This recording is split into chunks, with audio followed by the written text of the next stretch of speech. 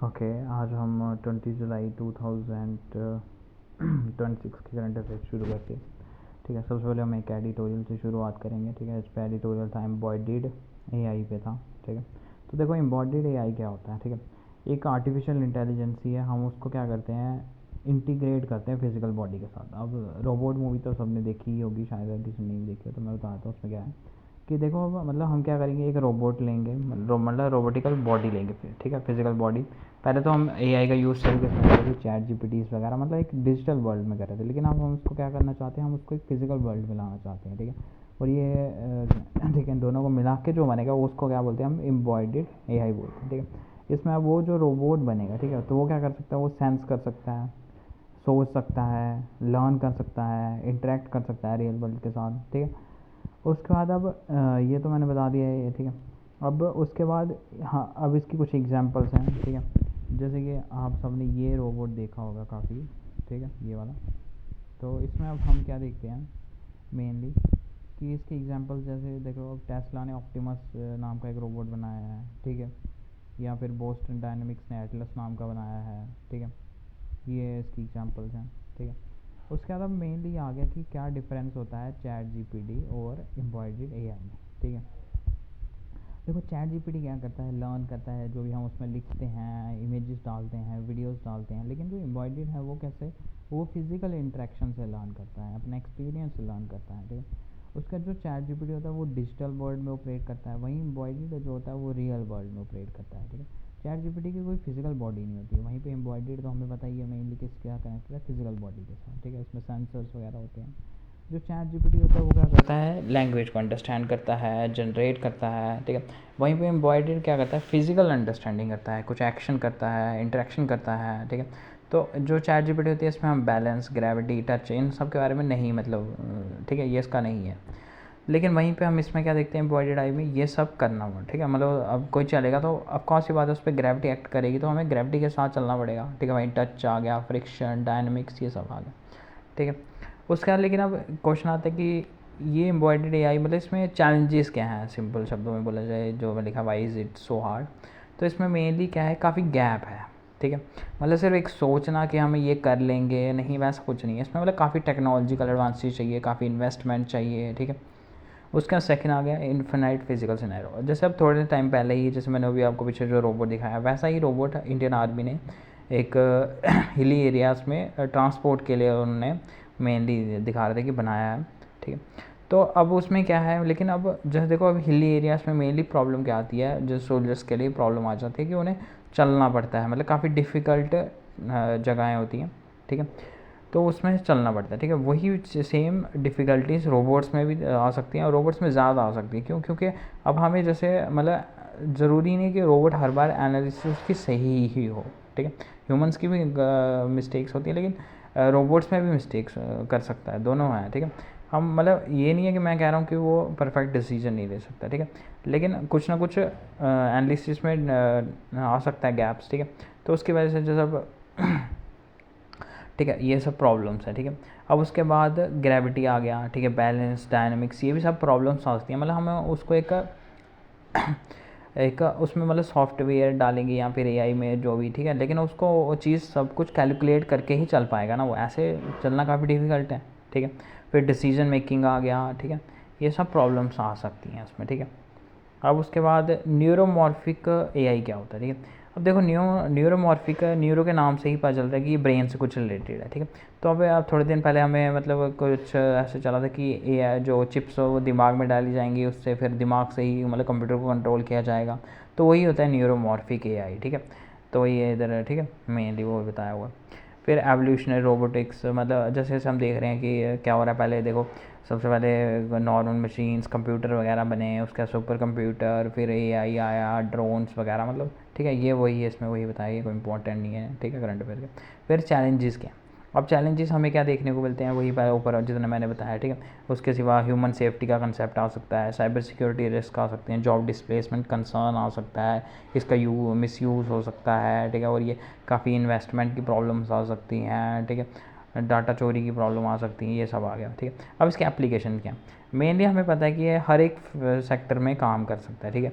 अब हम एआई का ही देखते हैं, ठीक है। थोड़े दिन पहले ही एआई का, मेरे को भी उसका नाम याद नहीं है, लेकिन एआई का यूज़ हेल्थ केयर सेक्टर में किया गया था एक ऑपरेशन में, ठीक है। तो वैसे हम क्या सकते हैं, मैन्युफैक्चरिंग में यूज़ कर सकते हैं, warehouse, logistic, health care, disaster response में, defence security, agriculture, space exploration, construction, हम हर फील्ड में इसका यूज़ कर सकते हैं, ठीक है। उसके बाद लेकिन ये मैटर क्यों करता है, अब मेनली एक रीज़न आता है कि हमें क्या देखने को मिल रहा है, ये जो राइट नो टाइम चल रहा है, हर एक कंट्री किस में इन्वेस्ट कर रही है, मेनली एआई में, ठीक है। हम क्या देख रहे हैं कि हर एक कंट्री, जैसे अमेरिका है, उनकी तो इकोनॉमी रन ही इस टाइम पे किस पे कर रही है, एआई पे रन कर रही है, ठीक है। इतने सारे स्टार्टअप्स आ रहे हैं, ठीक है। तो इसलिए अगर इंडिया को भी बाकी वर्ल्ड के साथ चलना है तो उन्हें क्या करना पड़ेगा, हर एक कंट्री को एआई में इन्वेस्ट करना ही पड़ेगा, क्योंकि आने वाली एज में एआई काफ़ी बड़ा रोल प्ले करेगा, तो इसलिए ये मैटर करता है, ओके। तो फिर ये अनरिजॉल्व गैप वही आ गया कि जो मैंने ऊपर बताया, ठीक है। फिर ये इम्पॉर्टेंट क्यों है इंडिया के लिए, इंडिया के लिए इम्पॉर्टेंट ये इसलिए क्योंकि इंडिया को क्या करना है, अपने मेक इन इंडिया, आत्मनिर्भर भारत, ऐसी ये जो मिशंस हैं इनको पूरा करने के लिए हर एक फील्ड में हमें डेवलप होना पड़ेगा, तो एआई भी एक इम्पॉर्टेंट है। मैन्युफैक्चरिंग, ये सब मतलब हर एक, डिफेंस, एग्रीकल्चर, इन सब को बूस्ट करने में काफ़ी हेल्प करेगा, ये प्रोडक्टिविटी बढ़ाएगा, ठीक है। एक हाई टेक जॉब्स क्रिएट करेगा, स्टार्टअप इकोसिस्टम स्किल बनाएगा, ठीक है। ये सब आ गया।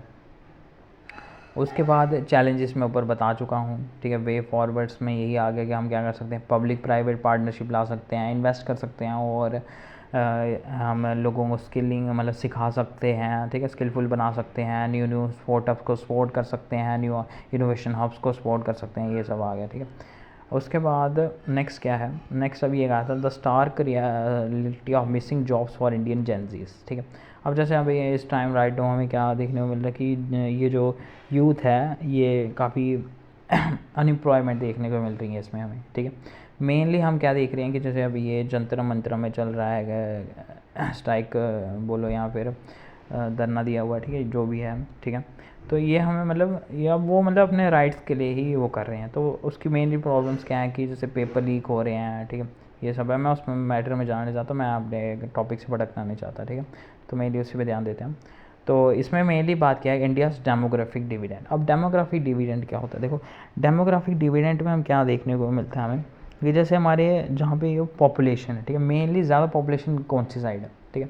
हमें क्या देखने को मिलता है, हमारी 65% पॉपुलेशन यूथ है, ठीक है, मतलब वर्किंग हैंड्स है, तो वो काफ़ी काम कर सकते हैं। तो अगर सोचो 65% पॉपुलेशन इंडिया की सारे ही काम करें किसी न किसी फील्ड में, तो इंडिया कितनी जल्दी डेवलप हो जाएगा, ठीक।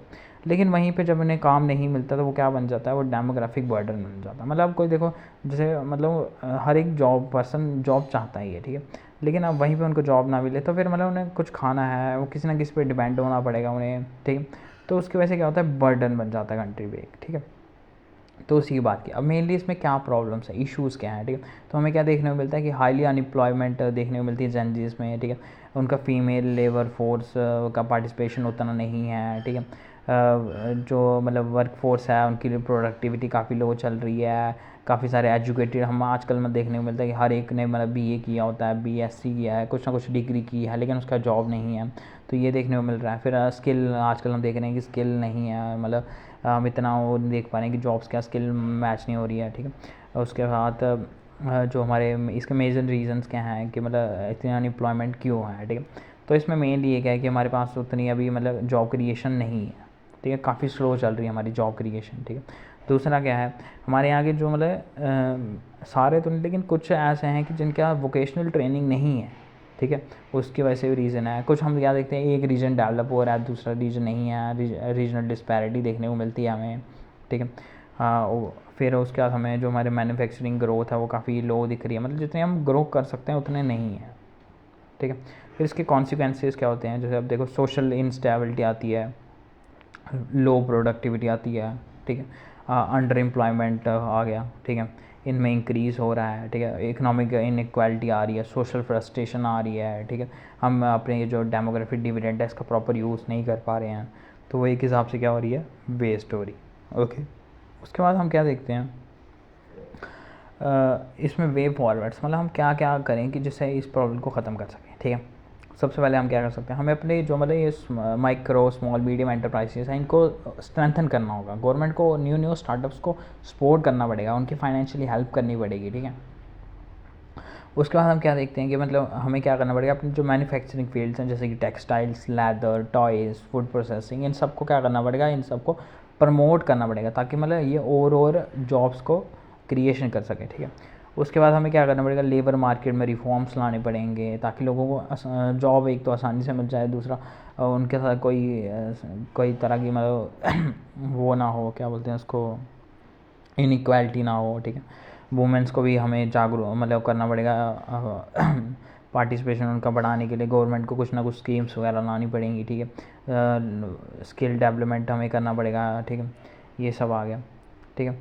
अब उसके बाद एक और मैंने पढ़ा था, क्या है, स्प्रेडिंग विंग्स, ठीक है। स्प्रेडिंग विंग्स अभी क्या हुआ है कि थोड़ी देर पहले ही हमने मतलब देखा, मैंने न्यूज़ पढ़ा था 2-3 दिन पहले कि इसरो में क्या हो रहा है कि काफ़ी सारे 20+ साइंटिस्ट ने रिज़ाइन कर दिया, ठीक है। उसका रीज़न क्या, अब इंडिया में भी क्या हो रहा है कि मतलब प्राइवेट सेक्टर, ये काफ़ी अच्छी बात है कि स्पेस में भी एक मतलब प्राइवेट सेक्टर्स आ रहे हैं, ठीक है। तो अब इसमें एक कंपनी है जिसका क्या नाम है, स्काई रूट एरोस्पेस है। उन्होंने क्या किया, अभी विक्रम 1 लॉन्च किया है, ठीक है।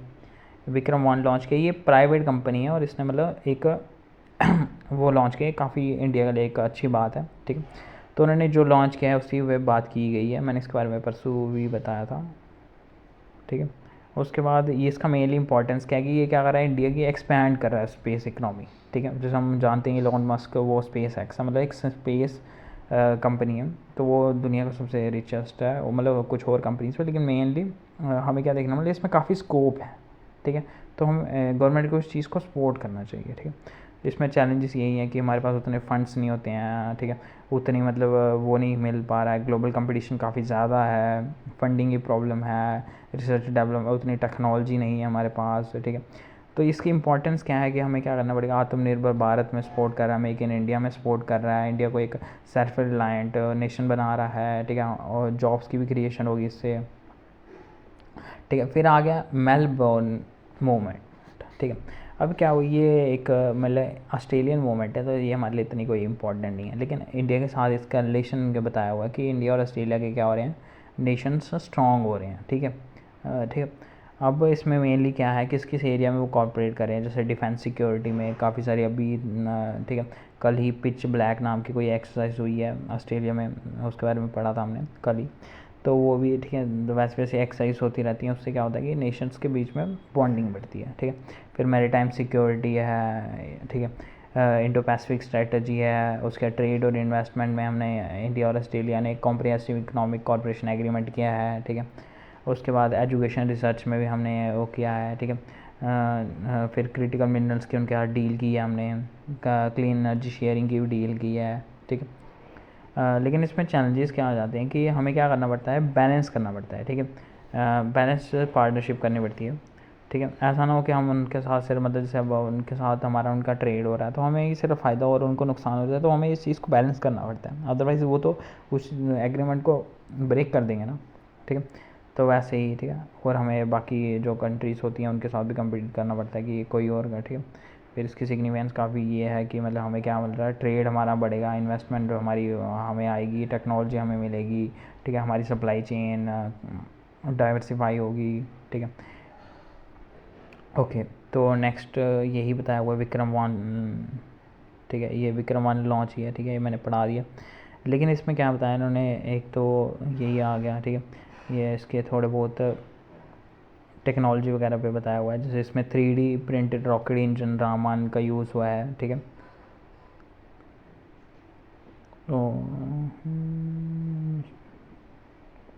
उसके बारे में मैंने कल बताया था, मैं इतना कुछ बताऊंगा नहीं, ठीक है। उसके बाद एक वर्ड ऑफ द डे है, क्या नाम है इसका, इंडिजेनस नाम है। इसका क्या मतलब होता है, इसका मतलब होता है स्टेट ऑफ एक्सट्रीम पॉवर्टी और डेस्टिट्यूशन, ठीक है। इसके सिनोनिम्स होते हैं नीड, पेन्यूरी, पेपरिज्म, ठीक है। और इसका हम यूज़ कहाँ कर सकते हैं, जैसे मतलब मेनली इस पे क्वेश्चन क्या आता है कि इस वर्ड का सेंटेंस बनाओ जहाँ पे इसका मीनिंग हमें दिखे, ठीक है। तो इसकी एग्जांपल्स आ गई, many families were pushed into indigenous after the loss of their jobs, ठीक है। तो इस पर तुम पढ़ ही लोगे, ठीक है। अब ऊपर मैंने कुछ करंट अफेयर छोड़े हैं, ठीक है। अब इसमें क्या है, Indian UK free trade agreement है, तो Indian UK free trade agreement मैंने कल ही पढ़ाया है काफ़ी उसमें, ठीक है। फिर गवर्नमेंट ने एक लॉन्च किया पीएम सुरक्षा बंदना स्कीम, ये किसके लिए किया है, मेनली जो फ्रंट लाइन वर्कर्स होते हैं उनके इंश्योरेंस के लिए, ठीक है। उसके बाद मिनिस्ट्री ऑफ एजुकेशन ने भी इंट्रोड्यूस किया भारत कोडिंग इनिशिएटिव, ये क्या है, गवर्नमेंट स्कूल्स के लिए है फ्रॉम क्लास 6 to 12, ठीक है। फिर न्यू क्रिमिनल लॉज जो हैं, जैसे अब 75% जो हमारी स्टेट्स हैं उन्होंने क्या कर दिया, अपनी ट्रेनिंग कंप्लीट कर दी है पुलिस पर्सनल्स की, ठीक है। अब वो 1 जुलाई के बाद इस पर देखेंगे, मतलब 1 जुलाई तो हो गया, ठीक है, लेकिन वो देखेंगे। उसके बाद इकनॉमी में क्या है, इंडियाज़ जीडीपी ग्रोथ हमने क्या देखी है, 6.7% हमारे फर्स्ट क्वार्टर में हुई है, ठीक है। किसकी वजह से हुई है, स्ट्रॉन्ग सर्विस और मैन्युफैक्चरिंग आउटपुट की वजह से हुई है, ठीक है। आरबीआई क्या कर रहा है, अपना रेपो रेट अनचेंज रख रहा है, 6% पे ही रख रहा है, ठीक है। उसके बाद जो हमारा इंडिया का फॉरेन एक्सचेंज रिजर्व है वो कितने को राइज हुआ है, 742.8 बिलियन डॉलर्स का हुआ है, ठीक है। ये एक न्यू रिकॉर्ड है। उसके बाद इन्वायरमेंट में हम क्या देखते हैं कि इंडिया ने क्या किया, अनाउंस किया ग्रीन हिमालयन मिशंस किया है कि ये क्या करेंगे, रिस्टोर करेंगे 1 million hectare of degraded forest by 2031। तो इसमें मेनली ऐसे क्वेश्चन बन सकता है कि जैसे देखो कि मेनली तो ईयर्स पे पूछा जाता है कि जैसे मतलब ये मिशन दे देंगे, बताओ कि कब तक इतना हमें करना है, तो इधर जैसे 2031 लिखा है, ठीक है। फिर ग्लोबल सी सरफेस टेम्परेचर, ये इतना कुछ इंपॉर्टेंट नहीं है, ठीक है। उसके बाद टॉप हेडलाइंस में क्या है, यही पहला तो आ गया ब्रिक्स के, ओके ये तो टॉप हेडलाइंस है। फिर साइंस एंड टेक्नोलॉजी में हम क्या देखते हैं, इसरो ने भी क्या किया है, लॉन्च किया है EOS-06 सैटेलाइट, ठीक है। ये किसके थ्रू की है इन्होंने, PSLV C61 के थ्रू की है, ठीक है। ये अर्थ की ऑब्जर्वेशन सैटेलाइट है जो क्या देखिए सन सिंक्रोनस पोलर ऑर्बिट में होगी ये, ठीक है। ये मेनली किसके लिए होगी, ये agriculture monitoring, disaster management, urban planning. कल को अगर हमें कोई ऐसा आ जाए कि गवर्नमेंट की क्या इनिशिएटिव है तो हम इसकी भी एग्जांपल दे सकते हैं, ठीक है। फिर वो ये स्पोर्ट्स न्यूज़ आ गई कि इंडियन वुमेंस ने क्या किया, हिस्ट्री क्रिएट की है, क्या है कि उन्होंने क्या किया, first ever ICC T20 world cup जीत लिया है, ठीक है। इन्होंने किसको हराया, ऑस्ट्रेलिया को हराया, 7 विकेट से हराया, ठीक है। उसके बाद हमें इंटरनेशनली क्या न्यूज़ है कि ब्रिक्स के जो समिट हुआ है वो कहाँ हुआ है, रियो डी जनेरो ब्राज़ील में हुआ है, ठीक है। उसके बाद चाइना और यूरोपियन यूनियन ने क्या किया है, इस पर का मतलब स्पीचेस दी हैं कि ट्रेड टेंशन वगैरह बताया, ठीक है। उसके बाद UN ने $9.4 बिलियन ह्यूमैनिटेरियन एड दी है कुछ एरियाज़ को, ठीक है। उसके बाद अपॉइंटमेंट्स पे आ गया, जैसे अभी जस्टिस मीरा कृष्णन अपॉइंट हुई है new chief justice of India, former ISRO chairman एज सोन appointed to NITI Aayog governing council, okay. उसके बाद कुछ अवार्ड्स हैं, ये SSC में क्वेश्चन आते हैं ऐसे, जैसे कि renowned Malayalam writer MT Vasudevan Nair pass away at 91, ठीक है। तो इसमें मेनली पूछा जाता है कि इस राइटर ने इसका कोई वर्क पूछ लेंगे, ठीक है। तो ऐसे इन चीज़ों पर ध्यान देना होता है। फिर नोबेल पीस प्राइज़ 2026 में आ गया, international campaign to abolish nuclear weapon, ठीक है, इनको दिया गया। फिर आज 20 जुलाई को, आज नहीं मतलब कल क्या था, इंटरनेशनल चेस डे था, ठीक है। ओके, तो आई थिंक आज के लिए काफ़ी है।